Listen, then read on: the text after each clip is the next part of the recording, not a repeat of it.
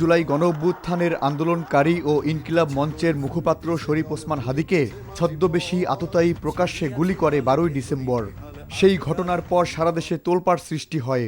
একজন স্বতন্ত্র সংসদ সদস্য পদপ্রার্থীর ওপর মোটরসাইকেল আরোহীর গুলির ঘটনায় প্রতিবাদের ঝড় ওঠে সারা দেশে।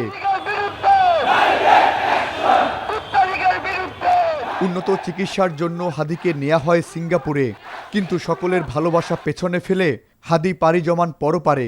তার জানাজায় জনস্রোতে হত্যাকারীদের গ্রেপ্তারের দাবি আরও জোরালো হয়। খুনিদের গ্রেপ্তারে আলটিমেটামও দেয় ইনকিলাব মঞ্চ। এমন প্রেক্ষাপটে পালিয়ে যাওয়া ফয়সাল করিম মাসুদকে হত্যাকারী এবং হত্যার নির্দেশদাতা হিসেবে ঢাকা মহানগর উত্তর যুবলীগের সাংগঠনিক সম্পাদক ও সাবেক ওয়ার্ড কাউন্সিলর তাইজুল ইসলাম বাপ্পি সহ 17 জনকে অভিযুক্ত করে আদালতে চার্জশিট দেওয়ার কথা জানায় ঢাকা মহানগর গোয়েন্দা পুলিশ। বিভিন্ন স্থান থেকে প্রাপ্ত সিসিটিভি ফুটেজ পর্যালোচনা করা হয়, অস্ত্রগুলির ফরেনসিক পরীক্ষার মতামত, মোবাইল ডিভাইস ও অন্যান্য ইলেকট্রনিক ডিভাইসের ফরেনসিক পরীক্ষার রিপোর্ট অনুসারে আসামিদের সম্পৃক্ত তদন্তগুলো প্রমাণিত হয়